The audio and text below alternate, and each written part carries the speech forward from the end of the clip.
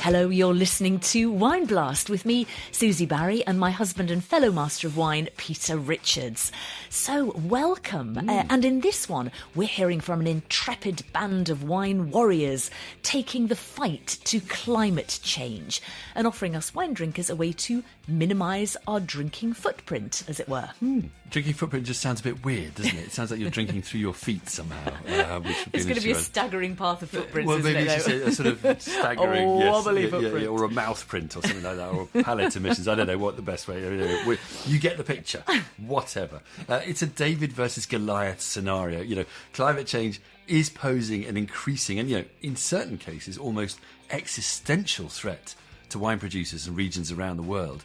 But the question is, what can be done about it? You know, what is being done about it? And what does that mean for us wine drinkers? You know, here's a taster of what's coming up. We are late by at least 50 years. We should have started much earlier, stopping the oil consumption. Yeah, I wish, wine could be considered at one stage as a symbol of the resilience against the warming. As a group of people that says, no, we have to stop that. We have to change our way of living. The wine sector is very much affected by climate change. And if we don't address this now, possibly in the future, we can no longer produce wine as we know it. And if you miss this in the future, you're missing out. And so I think wine has this role of educating people, of bringing people together, of talking about these issues and other issues in a happy and friendly way. The biochar thing could reduce by 50% our carbon footprint, which is huge. It's really exciting. So there we heard from Miguel Torres of Spanish wine group Familia Torres. The legend. He is indeed. What an honour having him on the podcast, isn't it's it? Amazing. It's amazing.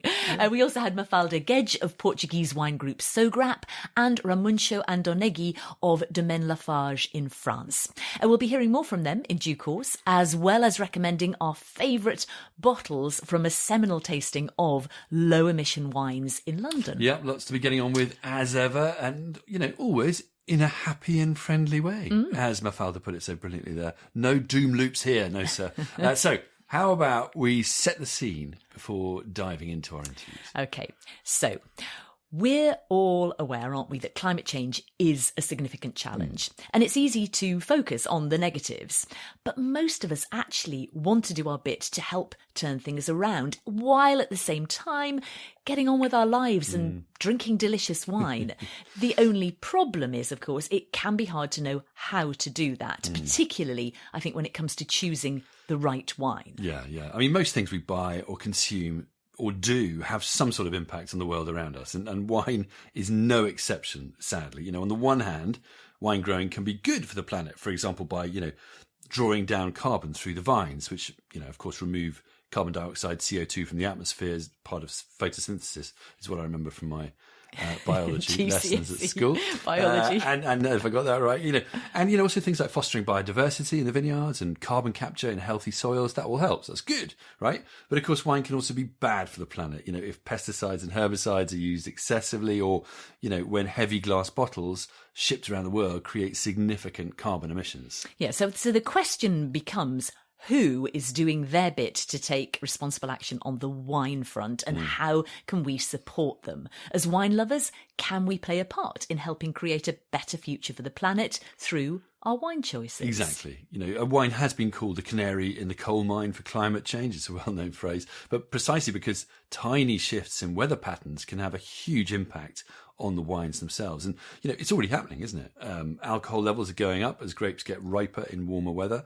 Increasingly erratic or extreme weather-related events like hail, frost. What do we see? Droughts. We see everything, fires, floods. Floods, exactly. Literally. They're all impacting wine production. The whole gamut. Even the most classic of regions like Bordeaux, Burgundy and Champagne are trialling new, and I suppose you could call them exotic grape varieties, because their current vines are struggling in the face of this new reality. Yeah, wine producers the world over are already, as we can see, painfully aware of current and future challenges posed by climate change.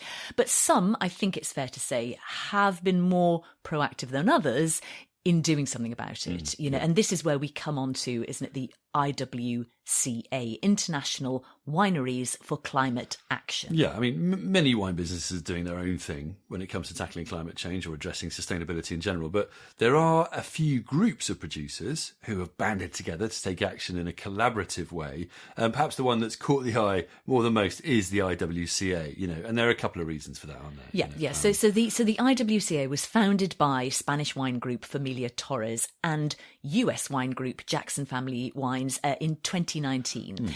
Since then, it's grown in very impressive fashion to incorporate 49 wine companies, which themselves encompass almost 150 wineries across 12 countries, from Greece to India, covering more than 28,600 hectares of vineyards and 525 million litres of wine production. They estimate that to be around 2% of global wine production. Not massive, But it's not bad. It's not insignificant, is it? Really? Exactly. And to have grown from 2 to 49 members in 5 years is pretty impressive. Yeah. Particularly, and this is the key point, particularly when you consider, this really is the most notable bit about the IWCA, that the conditions for membership are remarkably stringent and demanding. Yeah. So the IWCA focuses on one main aim: reducing carbon emissions. Members have to conduct third-party audited greenhouse gas emission inventories at least once a year. They have to commit to reducing those emissions with a goal of reaching intermediate targets by 2030 and then net zero by 2050.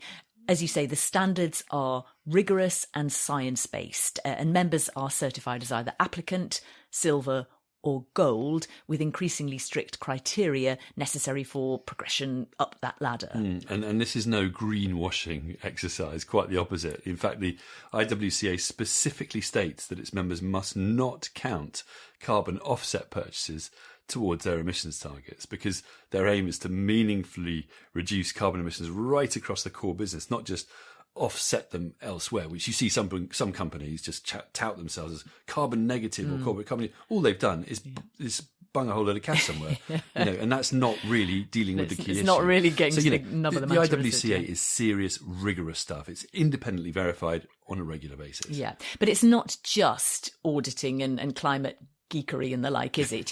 One of the key things the IWCA does is act like a sort of a hub for sharing information across members to promote best practice and collaborative support.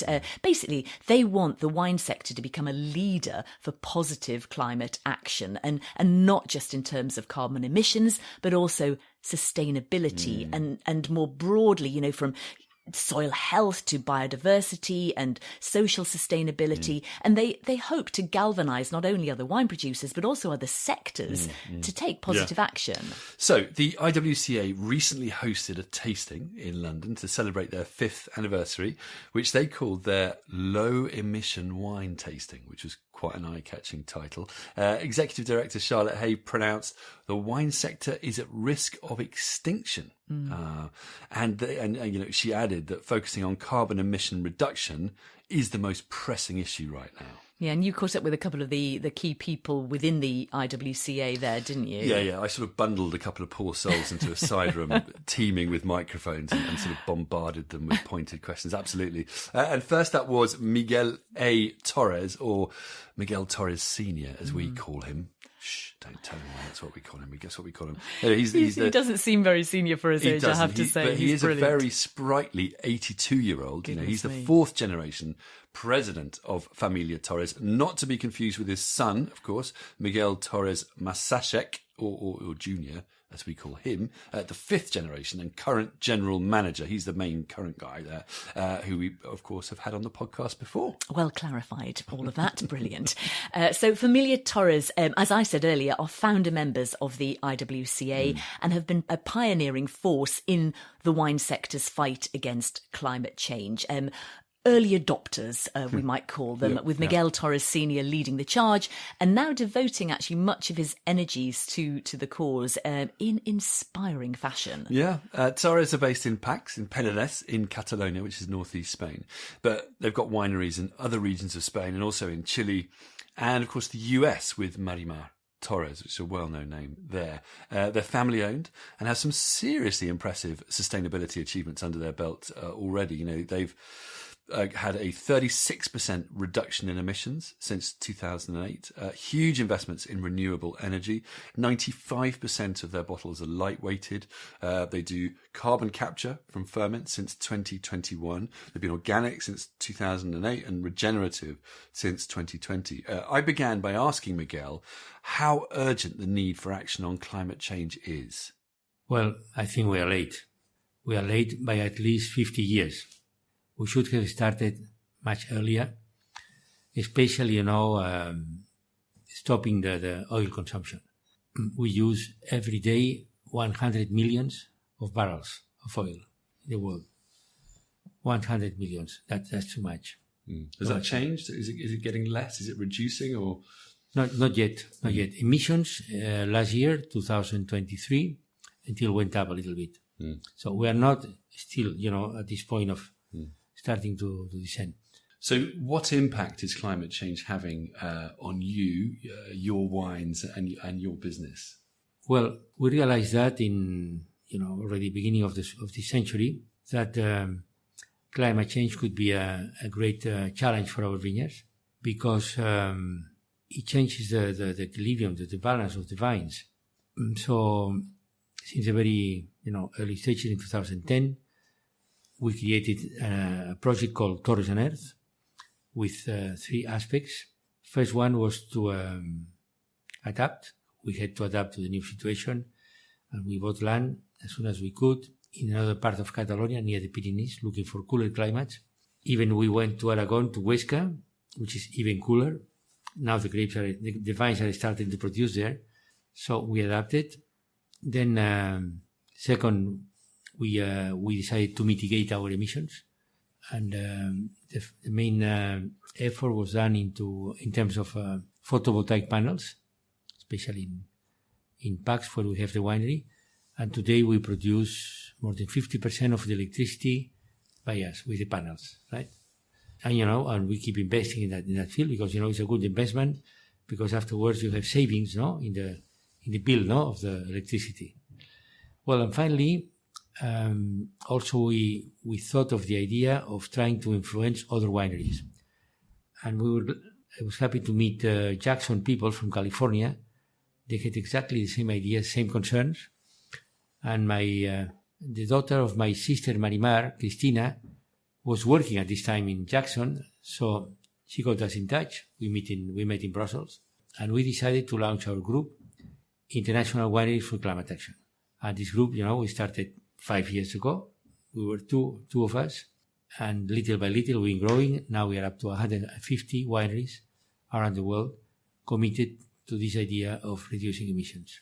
I mean, it's a fantastic achievement in such a short space of time to have had such an impact. Thinking back to when you formed the group, what was it in your mind that made you feel you needed to do something very significant about this issue? Well, because it was very easy to understand that the warming was going to change our lives. The warming was going to change the planet.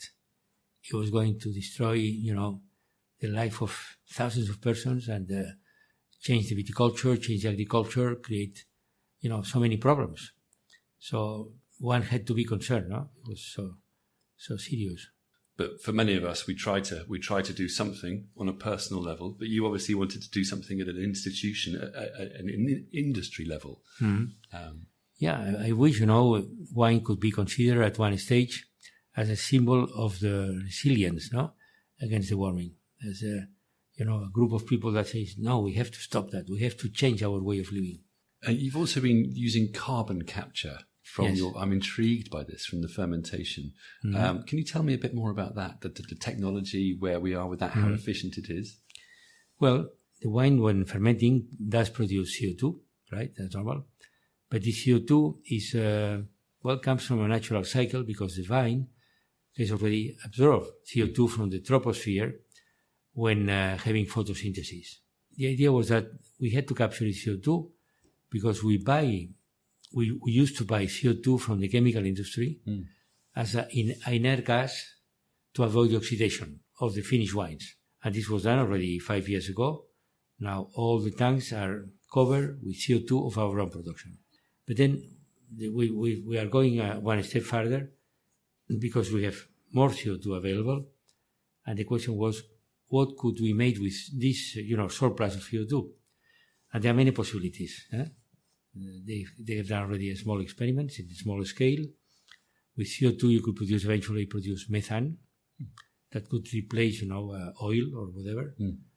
With this CO2, you could produce sodium nitrates that are used in the glass bottles companies, glass manufacturers.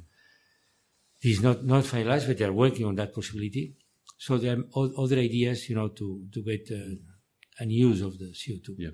Yeah. And is that easy technology to capture the carbon from ferments, or is that quite hard? No, carbon capturing the CO2 is not difficult.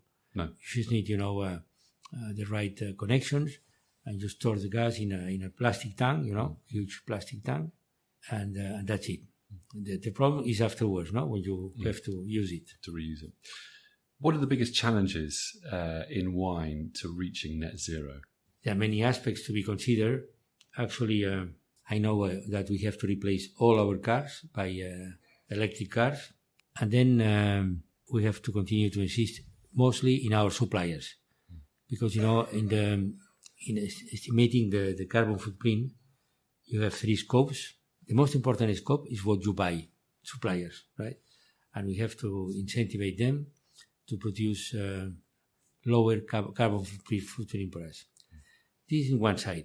On the other side, we are compensating emissions, but not compensating buying, how do you call it? Carbon offset credits. Offsets. Offsets. Yeah.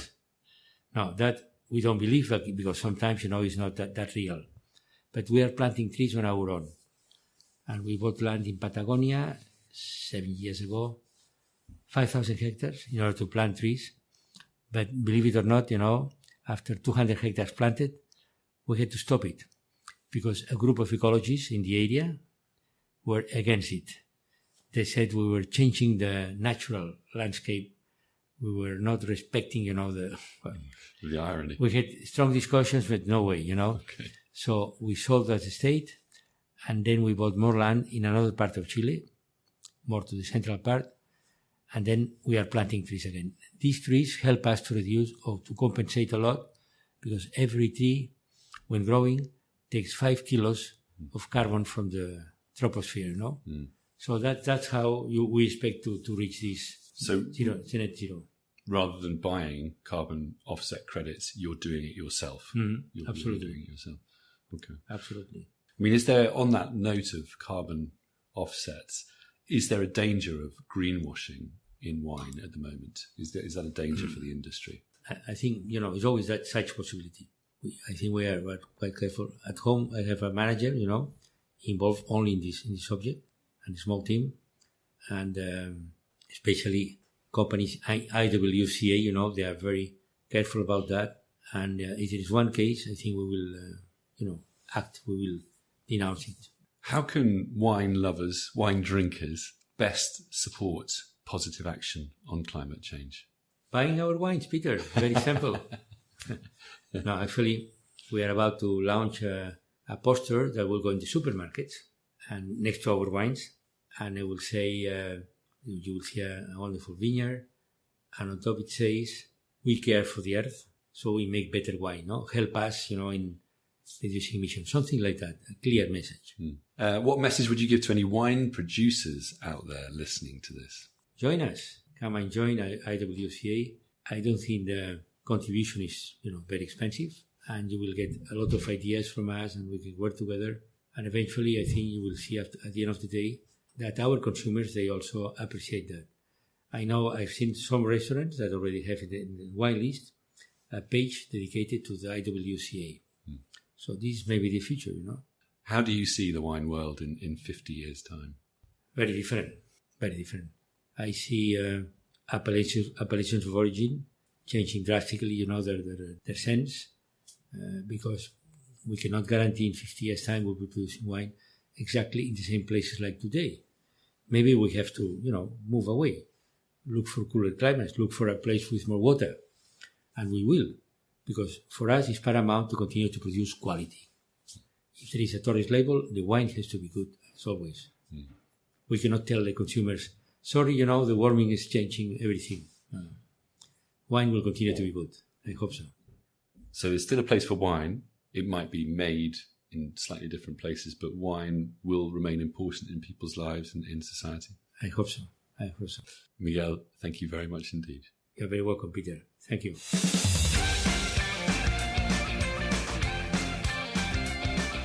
Such a great guy, isn't he? Yeah, he really is. I mean, he's so knowledgeable and obviously totally passionate about wanting to make the world and wine a better place. Yeah. I kind of picture him almost on the barricades with a huge banner saying "Resist through wine."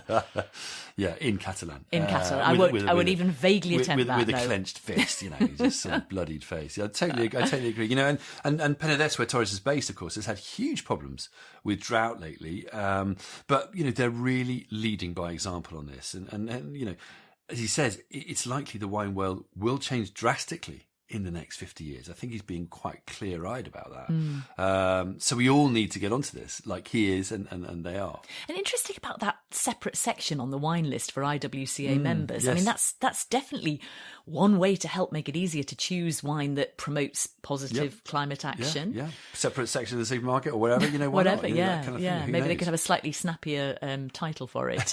But I was also intrigued by the carbon capture thing, and I suppose that makes total sense, doesn't it? Absolutely, the vines draw down carbon, but then it also gets released during fermentation. So, if wine producers routinely captured and reused the carbon dioxide emitted, I agree, it totally makes sense. Especially if it could also, as he said, be used as an alternative fuel, which sounded quite interesting. Yeah. Or indeed in the manufacture of glass, which again would save on other inputs. So really interesting. That I agree. Yeah. Right, coming up, we're hearing more intriguing opinions and schemes about fighting climate change, and we're going to be recommending some top low emission bottles too. By way of brief recap so far, climate change is a huge threat to wine production. But a merry band of brave wine producers have joined together under the IWCA banner to reduce carbon emissions and go net zero.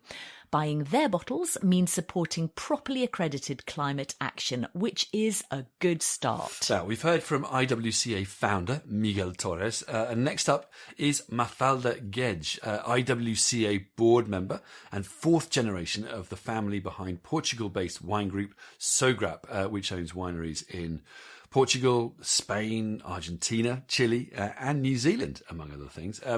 I asked her about the urgency of tackling climate change. I think it's really urgent. It's no longer a nice to have. We have to work on this. The wine sector is very much affected by climate change. We depend on the climate and on nature to produce wines, and climate change impacts the quality of the grapes, the yield of the grapes. And if we don't address this now, possibly in the future, we can no longer produce wine as we know it. Yes, I was going to ask, could you give me some specific examples of the impact that climate change is having on your wines and your business? Yes, we now have to mitigate and adapt to different circumstances. In some places, it's already difficult to use the same grape varieties that you were using in the past because they're no longer working as well as they used to. But actually, we've been doing a lot of work in genetic diversity, and so we have a lot of use of clones. So now we use clones which adapt more and are more resilient to different types of soils and different types of climates. But I think in the past, you could just do grape wine naturally. Today, you have to think more about it. You have to think about the grapes you're using, the types of intervention you're doing in the vineyard, because we have to work together and find solutions to continue to produce quality wine. Can you give me an example of a grape variety that sort of you're maybe thinking, this is... It's actually like Touriga Nacional, which is one of the most well-known grape varieties. It's actually a very good grape variety to adapt to different climates. So in Bordeaux, they are already testing Touriga Nacional. We planted Touriga Nacional in Chile as well because it's very resilient and it adapts to different climates. And I think this is an exercise that we have to do to understand which grape varieties are now adapting better to different circumstances. Yeah. You're also doing some work on water efficiency. Can you tell me a bit about that? Well, we also depend on water. As temperatures rise, there's a lot of problems with water. So we try to be as efficient as possible. We use drip to drip irrigation. So we don't always water the vineyards, only when we need to, and drip by drip. So we have systems to understand when the vineyard is in stress, and then we have to water it. We have around 56% of our vineyards in Portugal are rain-fed. So we use this water. So just using rainwater yes. as opposed to water yes. from the main. So we need to find solutions where we can use the minimum water possible. We recycle water in the wineries, in the vineyards. So we try to be as efficient as possible. Even in the Douro region, where temperatures in the last 10 years rose like 1%, we managed to keep the levels of water usage down. Okay, that must be testing. And in terms of biodiversity, you're also in the Douro working on biodiversity. Yes, so we feel that it's urgent to stop the loss of biodiversity and to recover what has been lost until now. And biodiversity is very important to keep emissions down because you're taking care of the ecosystems. You're using nature towards having a more sustainable production. So maybe you could tell me a bit about the IWCA and how joining has changed what you do. So I think the IWCA is very important. It brings companies together, and I think it creates a bit more awareness. So I think companies who are now part of the IWCA have a bigger awareness of what climate change is and the urgency in reducing our emissions. And this part of collaborating, working together, I think it's very common to the wine industry. The wine industry enjoys coming together. We don't share secrets. We want to work together to improve our impact here. Also, there's this part of benchmarking, which we can understand exactly what the objectives are, and we can work together like an action plan to help reduce our emissions and the metrics that we have. So it's very clear what the companies have to do, what we have to achieve. And doing this together, I think it's very important, and it sets an example for other sectors as well. So we're all coming together on this. But wine's quite a small and not hugely consequential part of the global economy. You know, how can wine make a difference? I think wine makes a difference because I think I see wine like as a social enabler, and people enjoy the friendship and the happiness that come together with wine. And if you miss this in the future, you're missing out.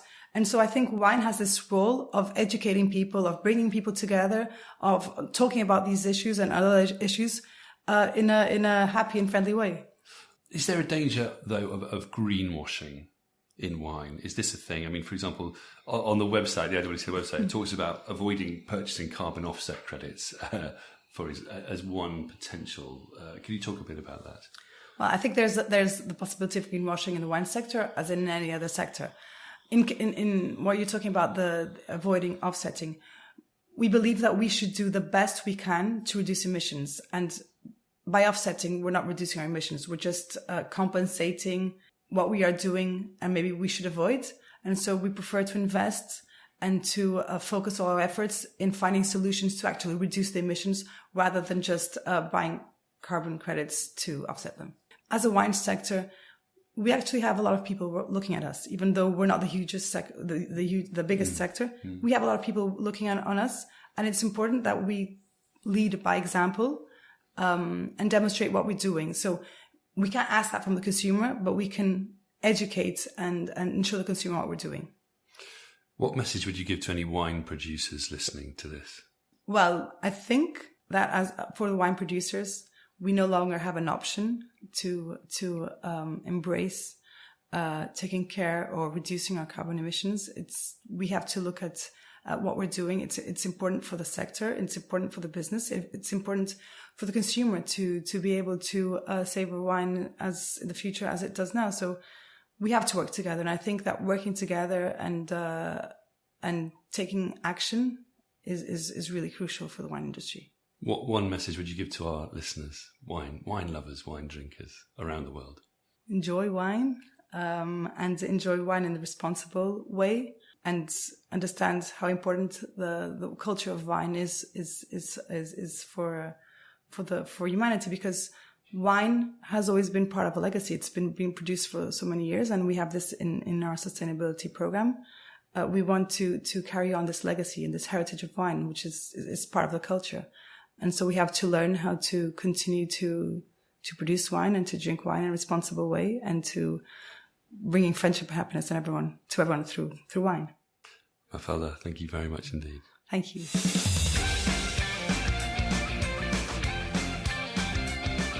I love the way she sees wine as a social enabler that we will miss in the future if we don't take more action now. Yeah. But that call to action can be done in a happy and friendly way. Love that, totally.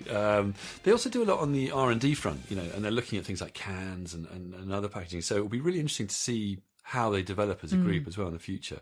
And it seems we'll be seeing a lot more of Portugal's flagship grape Touriga Nacional in the future too. Absolutely, yeah. Interesting. It is a good thing that it's so delicious. It's one of our favourite grape It's varieties. very good grape. But now I wanted to move from Portugal and Spain to France, if that's okay, and to take one example of a specific region and a specific issue. So we're talking Roussillon in the south of France on the Spanish-Mediterranean border, I suppose you'd say, and a pretty extreme drought that's lasted a long time now. And this is all about biochar, among other things, isn't it? Yeah, it is, absolutely. And it's intriguing, to help manage drought and improve soils.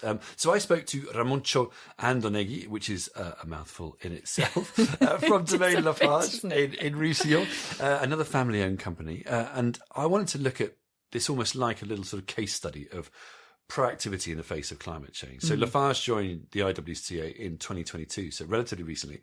I asked Ramuntxo what impact climate change was having on them as a business. Today, the climate change is, we are facing it directly. Roussillon is one of the regions that is really having a lot of difficulties, especially in the last 2 years when we have been lacking of water. And we just got 200 millimeters of rain in the last year, which is very similar to what you can get in Jordania or Morocco. So you can imagine that this is something that it's a day-to-day reality. So we believe that we have to find solutions, not only for us, but we also plan this for all the rest of the colleagues that we have. It looks like we are a little bit the first one to face such a reality in France. So you are the guinea pig, as it were. You are experiencing climate change, the most extreme effects of climate change in France. I mean, is this potentially an existential threat to Roussillon wine, that if you're not getting enough rainfall, you just simply won't be able to carry on making wine? Probably. Well, that's. I'm sorry to be so negative when I'm saying that, but at the same time, I think the way we are now acting, and I think the IWCA thing is really giving us the opportunity to think differently and to try to find solution, which I think is the positive attitude we need to have if we want to consider a future for our region. So we talked about drought. It's been very serious for the last few years in your region. Can you just tell us a little bit, give us a few examples of how you are trying to combat that? You talked about solutions. What are you doing, short of doing a rain dance? What are you actually doing in the vineyards to try to help the situation? We do a lot of things. One of the big things that is now a reality and really new is that, as I told you, we are a kind of laboratory for the French government. The Minister of the Ecological Transition came to our place just to say, okay, I can put money on the table to finance some projects, and you just have to write the projects. So basically, we have a water recycling central that is close to the winery, around 4 or 5 kilometers, that is normally rejecting the water to the Mediterranean Sea, completely, not completely clean, but in good conditions to be rejected to the Mediterranean Sea. And instead of rejecting it to the Mediterranean Sea, we are really having a project with the local authorities to take advantage of that water to irrigate probably 50 hectares of vineyard.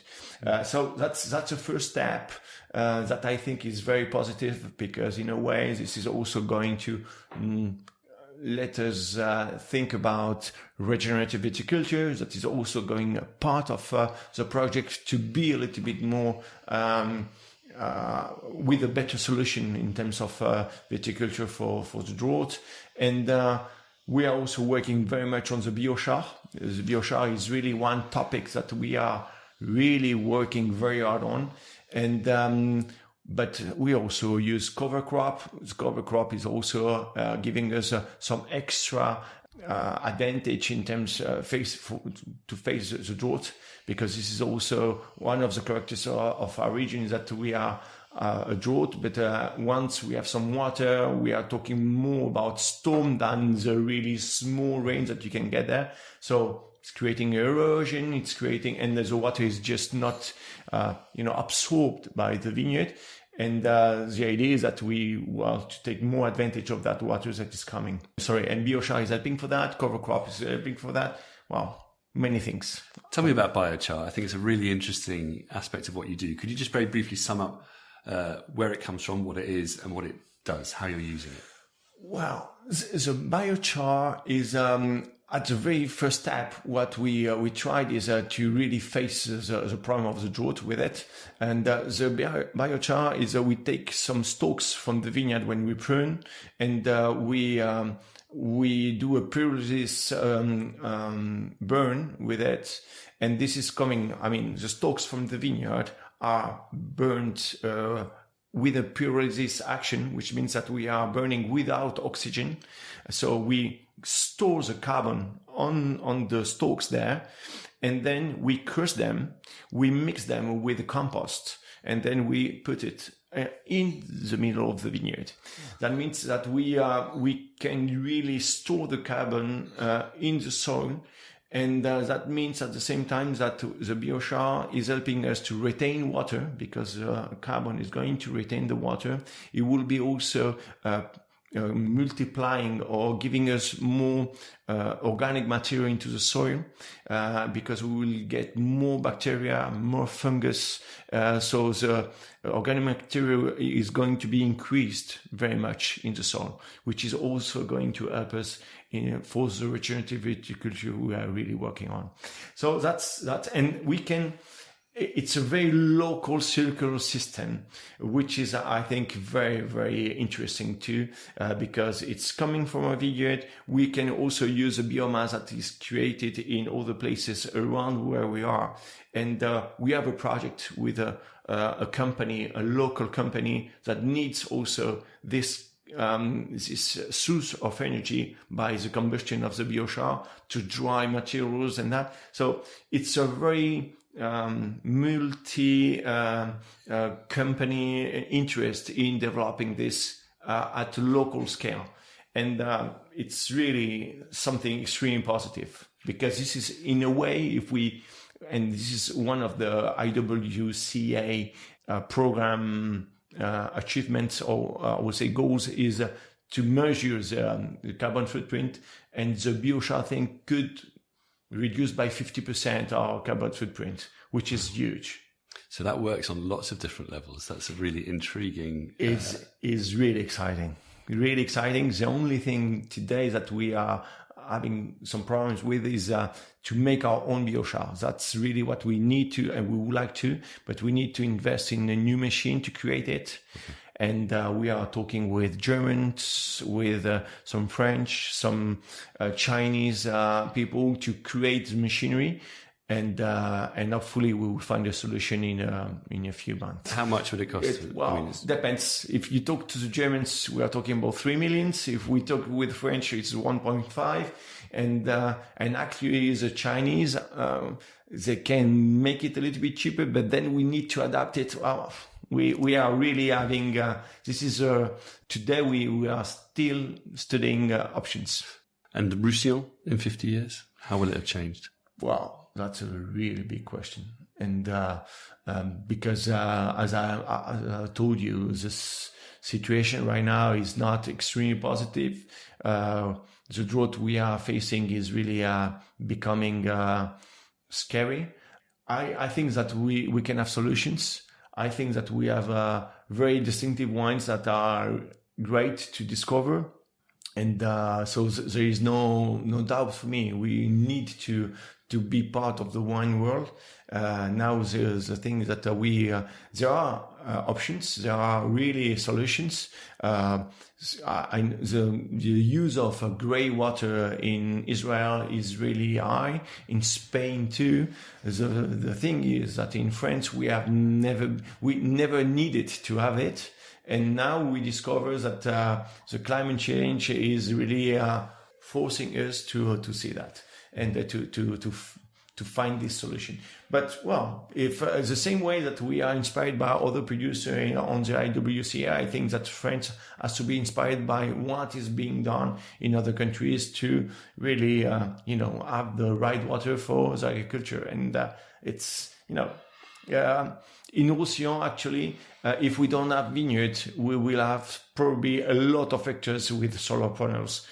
I'm not saying that I'm against the solar panels. I'm just saying that I would like to have a big balance between that and having attractive landscape with some, agriculture, trees, birds, and everything. And this is, I think, one of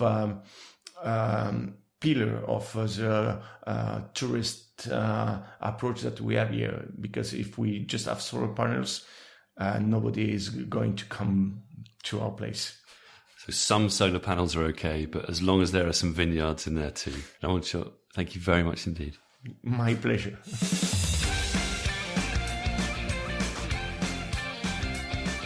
So using biochar could reduce their carbon footprint by 50%. That is massive. It's huge, isn't it?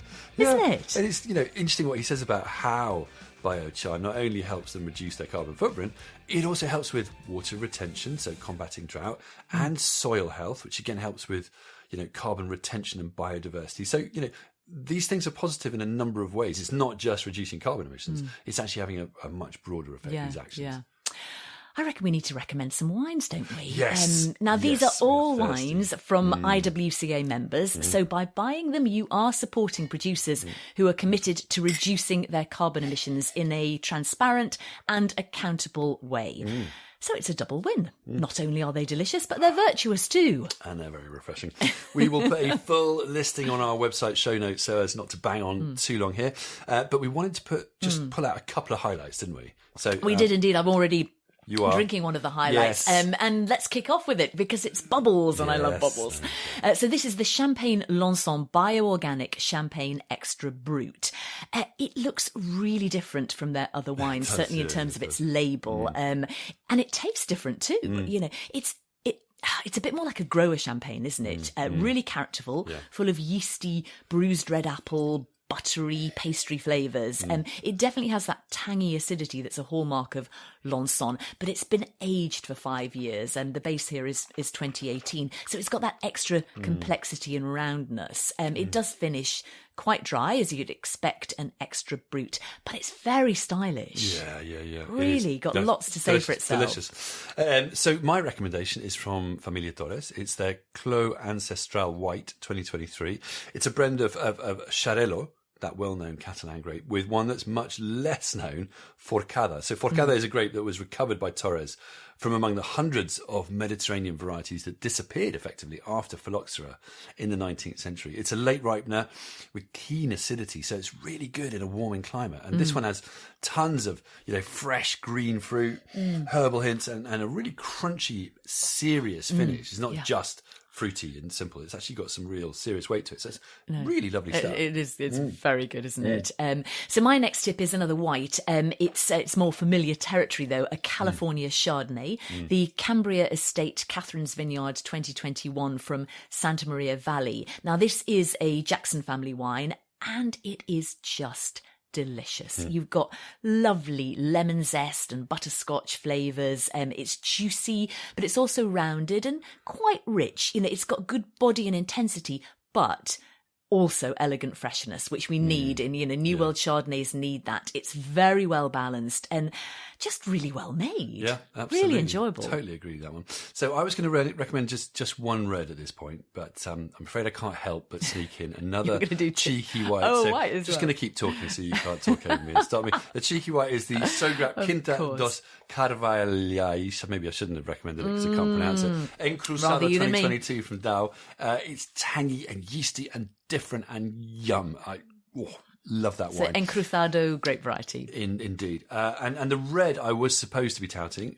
so I'm on safer territory here, was the Domaine Lafage Moutou 2022. It's a beautifully lifted and scented Grenache with a touch of Syrah.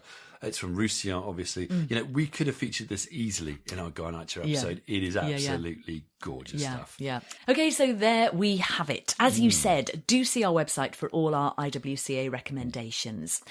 By way of closing summary, it's not easy making wine choices to support positive climate action, but one way to do that is to buy from producers who are members of the IWCA, an organisation dedicated to reducing carbon emissions through strict science-based methodologies and increasingly creative solutions. As we've discovered, their wines can be pretty tasty too. Indeed, they can. So cheers to that. So thanks to Miguel A Torres, Mafalda, Guedes and Ramuntxo Andonegui, also to Charlotte Hay and the IWCA generally. And of course, thanks to you for listening. Until next time, cheers.